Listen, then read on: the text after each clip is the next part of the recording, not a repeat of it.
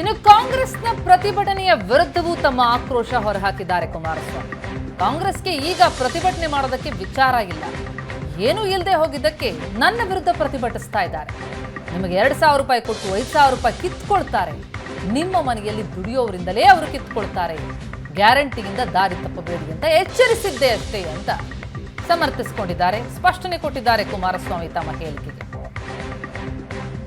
ನಾನು ನಾಡಿನ ಜನತೆಗೆ, ಹೆಣ್ಣು ಮಕ್ಕಳಿಗೆ, ತಾಯಂದ್ರಿಗೆ ಈ 2,000 ರೂಪಾಯಿನ ಇವತ್ತೇನು ಕೊಡ್ತಾರೆ, ಇದಕ್ಕೆ ನಿಮ್ಮ ಕುಟುಂಬದ ದುಡಿಮೆ ಮಾಡ್ತಕ್ಕಂಥವರಿಂದ 5,000 6,000 ಪಿಕ್ ಪ್ಯಾಕೆಟ್ ಮಾಡ್ತಾ ಇದ್ದಾರೆ ನಿಮ್ಮ ಜೋಬ್ನಿಂದ, ನಿಮ್ಮ ಕುಟುಂಬದ ಯಜಮಾನರ ಜೋಬ್ನಿಂದ. ಇದಕ್ಕೆ ಎಚ್ಚೆತ್ಕೊಳ್ಳಿಕ್ಕೆ ಈ 2,000 ರೂಪಾಯಿ ಕೊಡ್ತಕ್ಕಂಥದ್ದಕ್ಕೆ ದಾರಿ ತಪ್ಪಬೇಡಿ ಅಂತಕ್ಕಂಥದ್ದು ಹೇಳಿದ್ದೇನೆ. ಅದಕ್ಕೆ ಮರಳಾಗಬೇಡಿ ಅಂತ ಹೇಳಿದ್ದೇನೆ.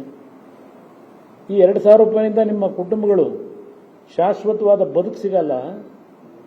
ನನ್ನ ಕಾರ್ಯಕ್ರಮ ಇವತ್ತು ಬೇಕಾಗಿರೋದು 77 ವರ್ಷ ಆಗಿದೆ ಸ್ವಾತಂತ್ರ್ಯ ಬಂದು.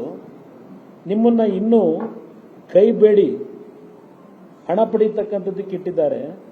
ನನ್ನ ಕಾರ್ಯಕ್ರಮ ಈ ನಾಡಿನ ತಾಯಂದರು ಯಾರಾದರೂ ಕಷ್ಟ ಅಂದರೆ ಕೈ ನೀಡಿ ಕೈ ಎತ್ತಿ ಅವರಿಗೆ ಕೊಡ್ತಕ್ಕಂಥ ಆರ್ಥಿಕ ಶಕ್ತಿ ಬರಬೇಕು ಅಂತೇಳಿ ಭಾಷಣ ಮಾಡಿದ್ದೇನೆ. ಇದು ನನ್ನ ಕಾರ್ಯಕ್ರಮ ಅಂತೇಳಿ. ಯಾವ ಮಹಿಳೆಯರು ನನ್ನ ಹತ್ರ 2006-7 ಈ ರಾಜ್ಯದಲ್ಲಿ ಸಾರಾಯಿ ನಿಷೇಧ ಮಾಡಿ ಅಂತೇಳಿ ಮನವಿ ಮಾಡಿದ್ರು. ಎಷ್ಟು ಕೋಟಿ ನನಗೆ ಅವತ್ತು ಆಮಿಷ ಒಡ್ಡಿದ್ರು, ಅದೆಲ್ಲವನ್ನು ಕಾಲಿಂದ ಒದ್ದಿದ್ದೇನೆ.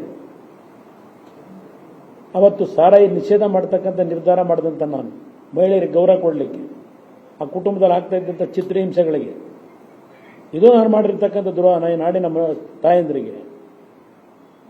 ಏನು ನಾನಂತ ಅಶ್ಲೀಲವಾದ ಪದ ಏನು ಹೇಳಿದ್ದೇನೆ, ಎಚ್ಚರಿಕೆಯಿಂದ ತೀರ್ಮಾನ ಮಾಡಿ ದಾರಿ ತಪ್ಪದು ಬೇಡ ಅಂತ ಹೇಳಿದ್ದೇನೆ.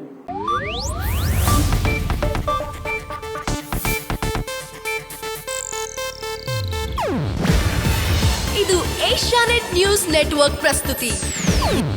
ನೀವು ನೋಡ್ತಿದ್ದೀರಾ ಏಷ್ಯಾನೆಟ್ ಸುವರ್ಣ ನ್ಯೂಸ್.